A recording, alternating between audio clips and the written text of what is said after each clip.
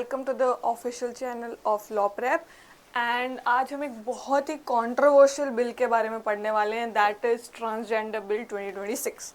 इसमें एक्चुअली अभी मार्च में ये बिल इंट्रोड्यूस हुआ है और बहुत सारी कंट्रोवर्सीज इससे रिलेटेड आई है, पर उससे पहले हम इसका पूरा बैकग्राउंड समझेंगे, फिर हम इसकी कंट्रोवर्सीज से डील करेंगे। अगर आप अवेयर हैं ट्रांसजेंडर के राइट से रिलेटेड थोड़ा भी, तो आपको पता होगा कि हम जो पूरा ट्रांसजेंडर के राइट्स जो हैं वो एक केस के बेसिस पे बने हैं, that is NALSA versus union of India, national legal service authority versus union of India. अब ये जो जजमेंट है वो आया था 2014 में। उस जजमेंट में क्या हुआ उसके बाद, उसको समझने से पहले ये मैं आपको बताना चाहती हूँ कि 2014 के जजमेंट से 2019 में एक इम्पैक्ट आया था। उस इम्पैक्ट का नाम है ट्रांसजेंडर बिल 2019। इस नालसा जजमेंट के कारण ही हमें ट्रांसजेंडर बिल 2019 मिला। और 2018 में भी एक बहुत इम्पैक्टफुल डिसीजन आया था, दैट इज आईपीसी का सेक्शन 377 अनकॉन्स्टिट्यूशनल हो गया था। ठीक है, अब हम इसका बैकग्राउंड समझते हैं। सबसे पहले समझे नालसा में क्या था। इस जजमेंट से आने से पहले प्रॉब्लम ये थी कि there were only two gender, ठीक है, जो मेल एंड फीमेल, जो हमको असाइंड जेंडर थे वही। थर्ड जेंडर को रिकॉग्नाइज नहीं किया जाता था। अब इससे प्रॉब्लम क्या होती है कि अगर for example if a person is a transgender या कोई और भी किसी LGBTQ कम्युनिटी से बिलोंग करता है, बट उसके पास उसकी आइडेंटिटी को रिप्रेजेंट करने के लिए कोई तरीका ही नहीं है। अगर उसकी आइडेंटिटी ही नहीं है, मतलब इंडिया में अगर आप थर्ड जेंडर या अदर जेंडर को रिकॉग्नाइज नहीं कर रहे हो, तो ना उनके पास राइट्स अवेलेबल होंगे, क्योंकि राइट्स किसको अवेलेबल हो रहे हैं, सिर्फ मेल और फीमेल को। तो ना उनके पास वोटिंग का राइट है, ना कोई और राइट अवेलेबल है। तो third gender as a gender was never recognised in India. But after 2014 judgement, जब नालसा एज अ पिटिशनर जो LGBTQ कम्युनिटीज के लिए लड़ रहे थे, they pointed out no this is discrimination against. आप अगर ट्रांसजेंडर्स के साथ इस तरह का डिस्क्रिमिनेशन कर रहे हो, उन्हें एक नया जेंडर रिकॉग्नाइज नहीं कर रहे हो, तो आप article 14, article 21 and article 19 also known as golden triangle का वायलेशन कर रहे हो। अब आर्टिकल 14 का कैसे आप इक्वालिटी का वायलेशन कर रहे हो, आर्टिकल 19 कैसे, क्या फ्रीडम ऑफ एक्सप्रेशन नहीं दे रहे हो उन लोगों को, एंड ऑफ कोर्स अगर उनके पास आइडेंटिटी का राइट नहीं है तो राइट टू लाइफ भी एक तरह से वायलेट हो रहा है। अगर किसी पर्सन की आइडेंटिटी ही नहीं है तो कैसी डिग्निफाइड लाइफ जी रहा है वो, तो आर्टिकल 21 का भी वायलेशन है। तो नालसा के जजमेंट में थर्ड जेंडर को पहली बार रिकॉग्नाइज किया गया और उन्हें बोला गया कि आपके पास as a male and female जितने राइट अवेलेबल होते हैं उसी तरह के राइट्स अवेलेबल हैं। कॉन्स्टिट्यूशन राइट हो गया, मौलिक राइट, दैट फंडामेंटल राइट्स, हर तरह के राइट आपके पास अवेलेबल रहेंगे, आपको डिस्क्रिमिनेट नहीं किया जाएगा। ठीक है, एंड ऑल्सो सेल्फ आइडेंटिफिकेशन का राइट दिया गया।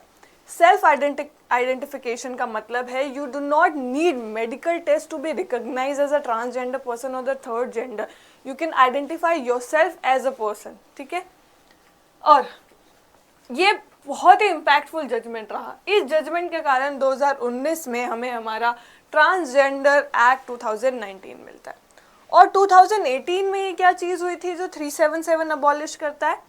377 जो है वो एक ड्रैकोनियन लॉ था जो ये बोलता है कि उसके दो फोल्ड थे। पहला फोल्ड जो था वो ये बोलता था कि अगर सेम जेंडर के लोग हैं and even if they are having consensual intercourse, it will be a punishable offence. दूसरा बेस्टैलिटी से रिलेटेड था, एनिमल से, अगर आप कोई भी इंसान एनिमल के साथ सेक्स करता है तो that will be punishable offence. It is still there, but अब जो ये बात है कि कंसेंशुअल इंटरकोर्स अगर दो अडल्ट के बीच में हो रहा है और वो सेम जेंडर के हैं, it is not an offence, third gender को रिकॉग्निशन मिला।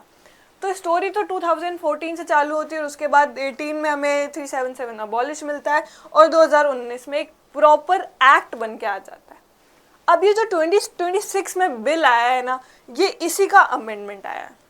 अब हम समझते हैं कि इसमें ऐसा क्या हो रहा है जिसकी वजह से इतनी प्रॉब्लम्स उठ रही है and the people belonging to this community are not encouraging this bill. अब सबसे पहले इस बिल का इशू है rejection of self identification principle. Self identification principle हटा दिया गया, जो अभी हमने जस्ट नालसा वाले जजमेंट में पढ़ा, जो ये हमें आइडेंटिटी का राइट देता है, सेल्फ आइडेंटिफिकेशन का राइट देता है उन लोगों को जो नॉन बाइनरी जेंडर से बिलोंग करते हैं, वो हटा दिया गया। मतलब अब आप खुद से रिकॉग्नाइज नहीं कर सकते कि आप किसी LGBTQ कम्युनिटी से बिलोंग करते हैं, नॉन बाइनरी हैं, नहीं। आपको मेडिकल प्रोसेस के थ्रू सर्टिफिकेशंस लेने पड़ेंगे और फिर तभी आपको as a transgender person recognise किया जाएगा, ठीक है। दूसरी बात, 2019 का जो एक्ट है वो ट्रांसजेंडर की डेफिनेशन बहुत इंक्लूसिव देता है। बहुत सारे लोग इसमें transgender men and gay man, female and queer community के लोग, बहुत सारे लोग इंक्लूसिव थे। बट जो ये बिल आया है ना, वो बहुत रिस्ट्रिक्टिव डेफिनेशन देता है। ये सिर्फ किन्नर, हिजरा, अरावनी, जोगता, इन्हीं लोगों को रिकॉग्निशन देता है, ठीक है।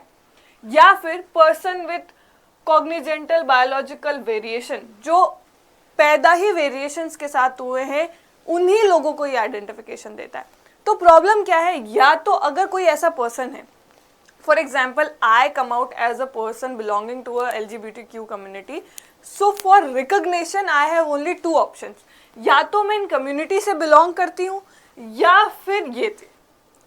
तो अगर मैं इन कम्युनिटी के साथ बिलोंग नहीं करना चाहती हूँ, मैं सेल्फ आइडेंटिफिकेशन करना चाहती हूँ, I want to do the jobs and other things and I don't want to belong a community and self identification and self perceive रहना चाहती हूँ, तो I do not have an option, I can not identify my self as a person.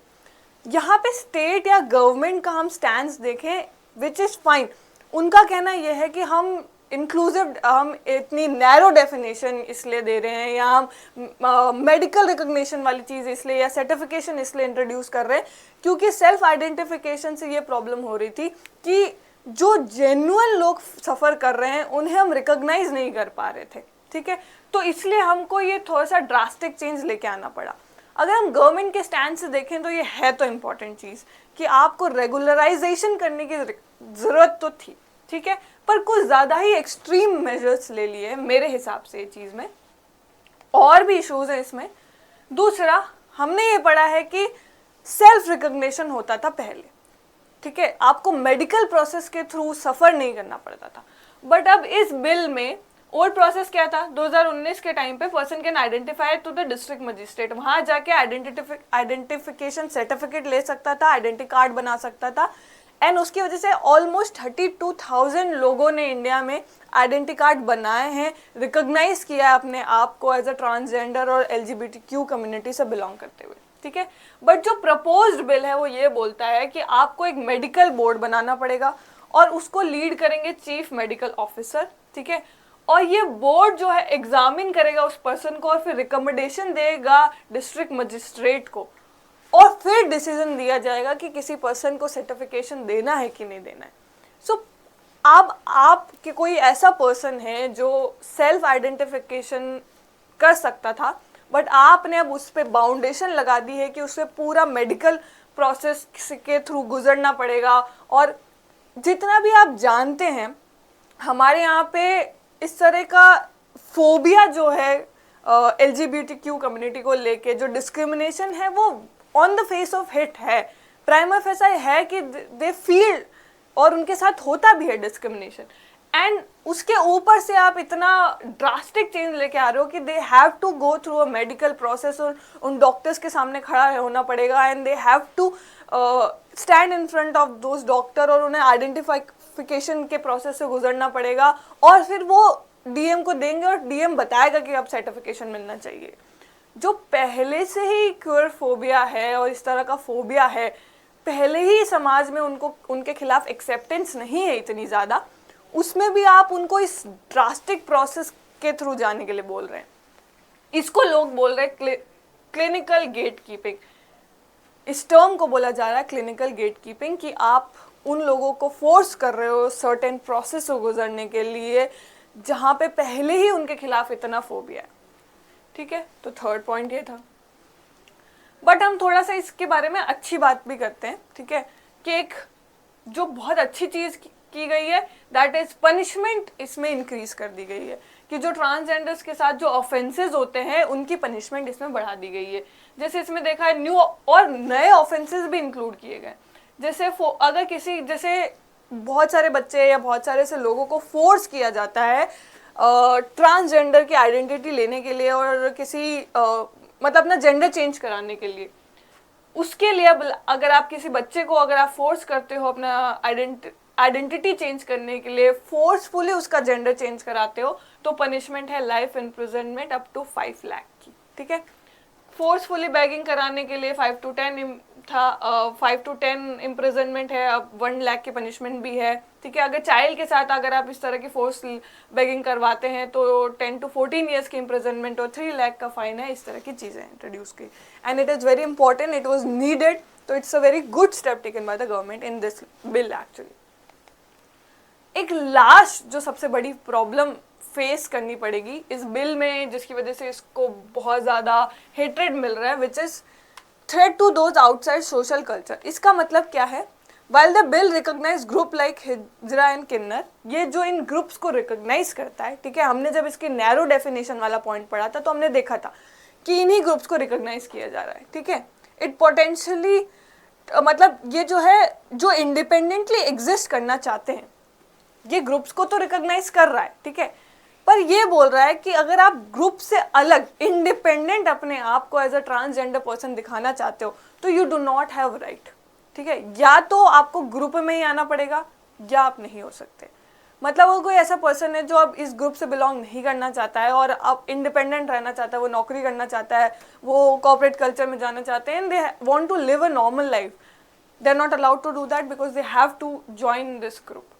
तो ये एक बहुत बड़ा problem आने लगा है, बिकॉज हाँ, आप किसी को फोर्सफुली एक ग्रुप में इंडल्ज करना चाहते हो जो कि वो नहीं होना चाहता है, तो आप फ्रीडम बहुत सारी उनसे छीन रहे हो। This is why this law has been not accepted by the community, कि उनको सबसे पहले तो आप बहुत नैरो डेफिनेशन कर दिया आपने ट्रांसजेंडर की, जिसमें बहुत सारे लोग इंक्लूड नहीं हो रहे हैं। आपने सेल्फ आइडेंटिफिकेशन हटा दिया है, जिसकी वजह से अब उनको एक मेडिकल प्रोसेस के थ्रू गुजरना पड़ रहा है, ऐसे प्रोसेस या ऐसे लोगों के सामने आना पड़ रहा है, मेडिकल समाज के सामने आना पड़ रहा है जहाँ पे पहले ही इतना ज़्यादा फोबिया है उनके खिलाफ, और उनको एक आइडेंटिफिकेशन लेने के लिए वहाँ जाना पड़ेगा। ठीक है, तो ये बहुत सारी प्रॉब्लम इस बिल को लेके निकल के आई है। बट अगर हम गवर्नमेंट का स्टैंड देखें तो दे वांट टू रेगुलराइज की जो एक्चुअली में जो लोग प्रॉब्लम फेस कर रहे हैं उन तक ये लॉ पहुँचे। But I think the measures that are taken here are very draconian and very drastic. We need something else to do that. ठीक है, गवर्नमेंट ने बहुत सारी चीज़ें करी भी है ट्रांसजेंडर लोगों के लिए एंड LGBTQ कम्युनिटी से नॉन बाइनरी जो लोग हैं उनके लिए, बट अब अगर आप ये बिल लेके आओगे तो आप फिर से 2014 के पहले वाले सिनेरियो में चले जाओगे। अगर आप सेल्फ आइडेंटिफिकेशन ख़त्म कर दोगे तो आप 2014 के पहले जिस तरह की चीज़ें थी कि आप इतना ज़्यादा फोबिया था, एक्सेप्टेंस नहीं था, उसी दौरान हम वापस चले जाएंगे। तो 2014 का जो पूरा नालसा का जजमेंट था वो एज इट इज़ ज़ीरो हो जाएगा अगर ये बिल आता है तो। आई होप आपको वीडियो सही लगी होगी। I want to know your opinion on this, कि आपका क्या कहना है कि ये बिल को लेके क्या सही चीज़ है और क्या गलत है। And thank you for being here.